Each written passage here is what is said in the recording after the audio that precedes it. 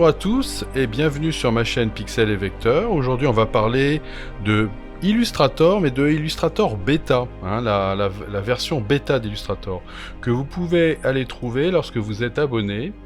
Vous allez pouvoir la trouver dans le menu ici, et vous allez dans Applications Bêta, et vous pouvez, vous voyez, installer, vous voyez, à toutes les bêtas ici, vous pouvez aller installer Illustrator, en plus d'autres éventuellement. Alors, dans Illustrator Beta, il y a une fonction qui est très intéressante et que je vais vous montrer, et qui concerne la possibilité de faire des mock-ups très facilement. Ici, vous voyez, j'ai un logo du Club Photoshop. Alors, j'ai un logo qui est en vectoriel et un logo qui est en image. Je vais prendre le logo du vectoriel, ici, je vais venir l'installer par-dessus, voilà, le t-shirt qui est ici. Je vais sélectionner mes deux éléments, tout simplement, et là, dans le menu objet, je vais descendre jusqu'à maquette, maquette, mockup, c'est la traduction, et créer. Voilà, et là, vous allez avoir, vous voyez, création de la maquette en cours. Alors, ça va être plus ou moins rapide en fonction, évidemment, de votre ordinateur. Je vais zoomer pour que vous voyez bien qu'est-ce qui s'est passé ici. Et là, vous voyez que, regardez, j'ai un rond. Vous voyez, ça veut dire que je peux déplacer mon logo. Et vous voyez qu'il est bien déplacé en fonction des plis. Voilà, il se déplace bien en fonction des plis.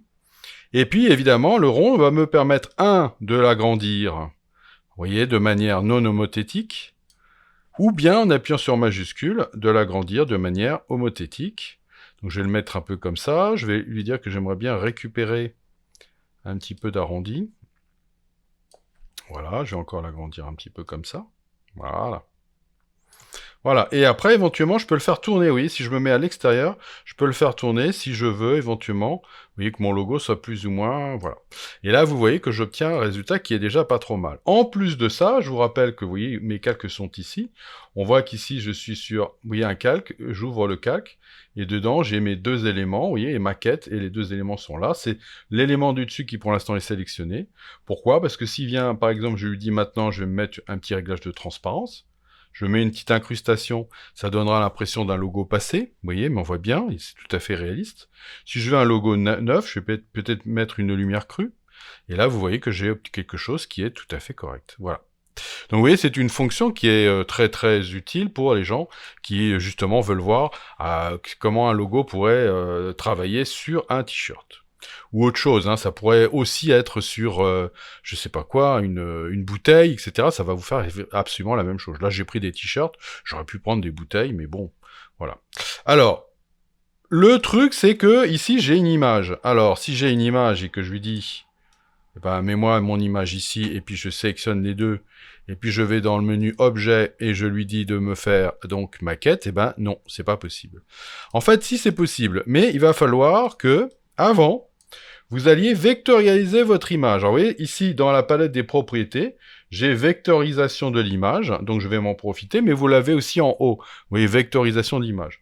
Je vais cliquer sur vectorisation de l'image, et là, il va me demander quelle qualité, je vais mettre haute définition. Voilà. Et après, très important, vous devez décomposer. Alors, je décompose. Tac, voilà. Donc, tout est groupé, donc il n'y a pas de souci. Je peux venir l'installer ici. Et donc maintenant, comme j'ai deux éléments vectoriels, je vais pouvoir faire objet, maquette, créer.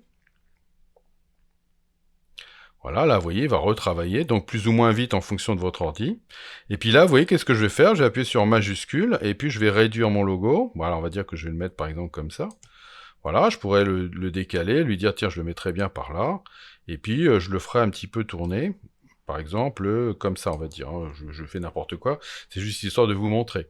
Si je prends ma loupe et que je vous montre maintenant en grand, vous voyez que j'obtiens vraiment, vous voyez, des pliures, voilà, des petites choses qui fait que mon logo va être vraiment, on va donner l'impression qu'il est intégré. Si en plus de ça, je rajoute un petit effet justement d'incrustation, alors je me disais que je ferais bien là un truc un peu comme ça, non, là c'est très moche.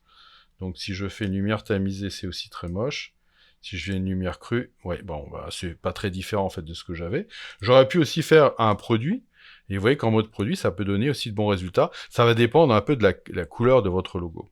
Mais vous voyez que ici, j'ai voilà, donné l'impression que j'avais bien mon logo, voilà, qui est ici. Donc si je viens ici, que je ferme, voilà, mon logo est bien ici, il est bien en mock-up, vous voyez, pas de problème, et ça marche vraiment très très bien. Voilà, donc ça c'est une fonction donc de la version bêta de Illustrator, donc vous ne trouverez pas encore dans la version Illustrator normale, mais évidemment, tout ce qui est dans la bêta a pour fonction d'aller après dans la version normale. Donc pour l'instant, c'est une fonction qui doit planter, je dois reconnaître qu'elle n'a pas encore planté en ce qui me concerne, donc elle doit plutôt déjà être assez mature, mais lorsque vraiment Adobe sera absolument sûr que ça fonctionne, et il la mettra sans doute dans la version Illustrator, la prochaine version Illustrator. Voilà, j'espère que ça peut vous servir, et n'hésitez pas à utiliser Illustrator Beta, dans l'ensemble il marche plutôt pas mal, donc vous pouvez éventuellement, pour certaines choses comme celle-là, l'utiliser. Et je vous dis à bientôt pour de nouvelles aventures sur Pixel et Vecteur.